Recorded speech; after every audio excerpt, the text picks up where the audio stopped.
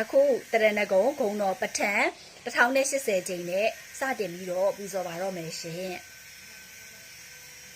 ဗုဒ္ဓံတရဏံကိစ္ဆာမိဓမ္မံတရဏံကိစ္ဆာမိသံဃံတရဏံကိစ္ဆာမိအရဟံသမ္မာသမ္ဗုဒ္ဓောဝိဇ္ဇာစရဏတမ္မံနောသူကတောလောကဝိတုအနုတ္တရောပုရိသဓမ္မတာရတိတတ္တာဒီဝမနုဿာနံဗုဒ္ဓောဘဂဝါဟေတုပစ္စယောအာရမဏပစ္စယောအဓိပတိပစ္စယော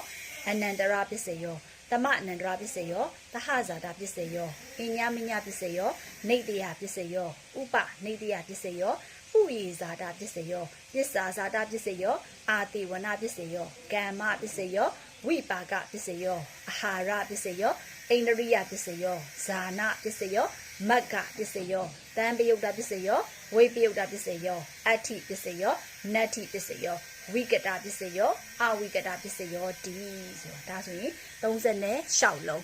ဒီလိုလေး36လုံးအဲ့ဒါကို1080ပြည့်အောင်ပူဇော်ပါမယ်ရှင်တွေးလိုက်တာနဲ့လိုက်ပြီးတော့ပူဇော်ကြည့်ပါနော်ယေရှုအများကြီးတင်ပါတယ်ရှင်